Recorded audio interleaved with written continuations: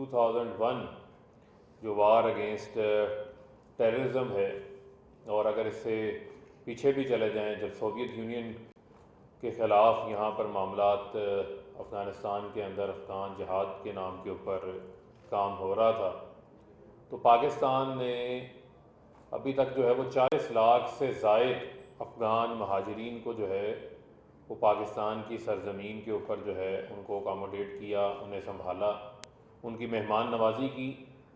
और दुनिया के किसी मुल्क ने जो है वो इतनी बड़ी तादाद के अंदर जो महाजरीन हैं उनकी मेहमान नवाजी नहीं की जो पाकिस्तान ने की है।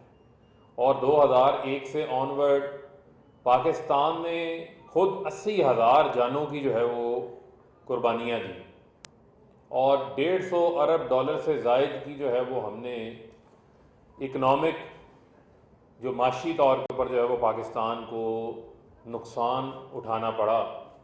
तो इस सारी सूरत हाल के दौरान जो अभी इवॉल्विंग पोजीशन है हमारे अपने मुल्क के अंदर, जब उसका फॉल आया, जो आग वहाँ पर अफ़गानिस्तान के अंदर लगी थी उसकी चिंगारियाँ पाकिस्तान के अंदर भी आई। हमारे भी कई लाख लोग जो हैं वो यहाँ पर आपके इल्म में है कि जब स्वात ऑपरेशन हुआ या जब वज़ीरिस्तान ऑपरेशन हुआ तो बाकी जगहों के ऊपर वो भी डिस्प्लेस हुए।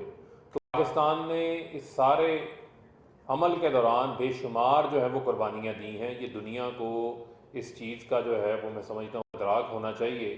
और मौजूदा सूरत हाल के दौरान अभी आपने देखा कि जो वैक्यूएशन की इनखला की कोशिशों में पाकिस्तान ने भरपूर किरदार अदा किया।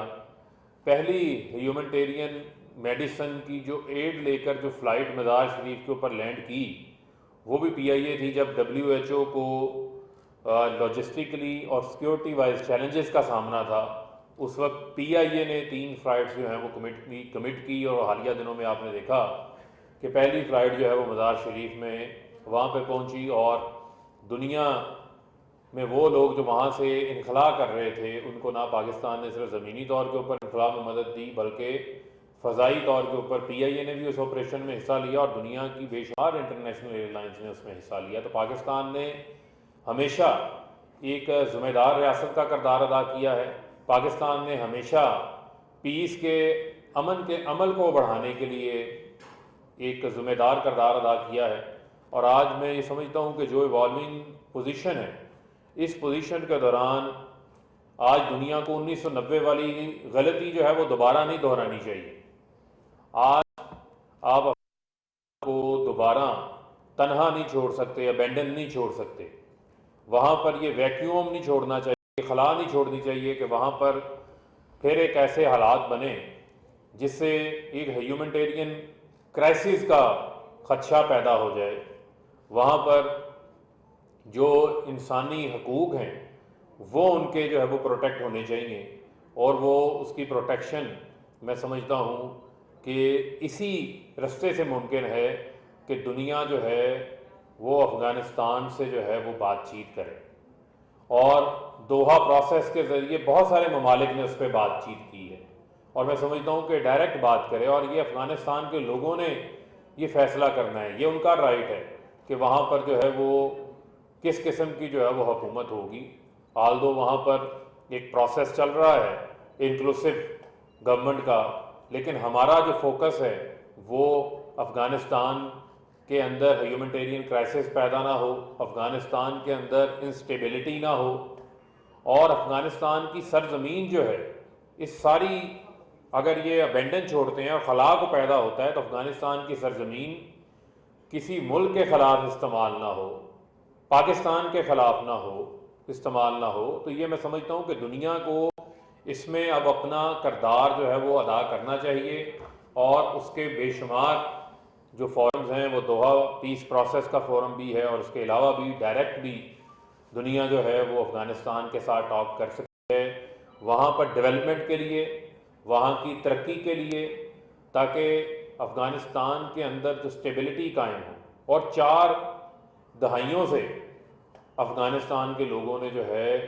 इस जंग का 4 दहाइयों से ज़्यादा इस जंग का जो है वो सामना किया है, और बहुत ज़्यादा जो है वहाँ पर खून बहा है। तो मैं समझता हूँ कि ये इंसानी हमदर्दी के तौर के ऊपर भी, और वो लोग जो 20 साल वहाँ पर रहे हैं और आज वहाँ से वो निकल चुके हैं, तो आज ये उनकी जिम्मेदारी है कि वो अफ़गानिस्तान की डेवलपमेंट के लिए काम करें।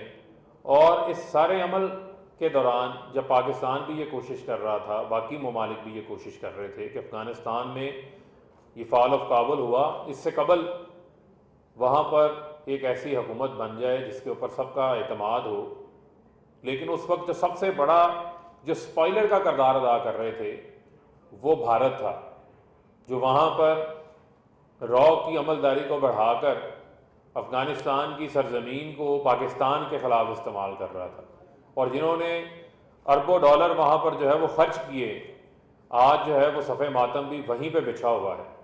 पाकिस्तान ने, जिस तरह मैंने आपको पहले बताया, पाकिस्तान ने मुहाजिरीन को भी मेहमान नवाजी की, पाकिस्तान ने खुद भी जानों के नजराने पेश किए, अपनी इकॉनमी का भी नुकसान उठाया, हमारे अपने भी IDPs सामने आए। अब जब फॉल ऑफ काबुल के बाद इवैक्यूएशन का मामला आया, उसमें भी पाकिस्तान ने मुस्बत किरदार अदा किया। तो ये वो तमाम चीज़ें हैं जो मैं समझता हूँ कि दुनिया के सामने इस मौका के ऊपर भी अगर मोदी सरकार या भारत कोई प्रोपेगेंडा करता है तो उनके पास उस प्रोपेगेंडा के अंदर किसी किस्म की कोई जान मौजूद नहीं है। उसके अंदर मैं समझता हूँ कि किसी किस्म का जवाब उनके पास मौजूद नहीं है। और पाकिस्तान की एम्बेसी तो आज भी वहाँ पर खुली हुई है। पाकिस्तान तो आज भी अफगानिस्तान के लोगों को अकोमोडेट कर रहा है। अगर वो अपना बोरिया बिस्तरा समेट के रातों रात अगर वहाँ से कोई भागा है तो वो आज मोदी सरकार है, वो भारत है जो वहाँ से निकला है। तो लिहाजा मैं समझता हूँ कि पाकिस्तान अमन का शराकतदार है। पाकिस्तान जो है वो स्टेबल अफ़गानिस्तान के लिए जो है वो अपनी हर तरह की कोशिश करने को तैयार है। इस पर मैं समझता हूँ कि दुनिया को भी अब आगे आना चाहिए। जो भी ये सेकंड सेशन का जो टॉपिक भी है वो भी यहाँ पर humanitarian action in Afghanistan challenge for Pakistan के हवाले से लिखा हुआ है। तो ये सिर्फ पाकिस्तान का चैलेंज नहीं है, यह पूरी दुनिया का चैलेंज है। पूरी दुनिया की मैं समझता हूँ कि रिस्पॉन्सिबिलिटी है। आप ये नहीं हो सकता कि आप किसी मुल्क के अंदर आएँ, 20 साल रहें और वहाँ से जब आप निकलें तो वहाँ भी आप एक क्राइसिस छोड़ के चले जाएं। तो मैं समझता हूँ कि जहाँ इंसानी हकूक़ का दर्स जो है वो पूरी दुनिया देती है, वहाँ पर अब उन्हें चाहिए कि उसी दर्स के ऊपर अमल दरामद करते हुए अफ़गानिस्तान की स्टेबिलिटी के लिए, अफ़गानिस्तान की डेवलपमेंट के लिए भी पूरी दुनिया जो है वो अपना किरदार अदा करे। बहुत शुक्रिया।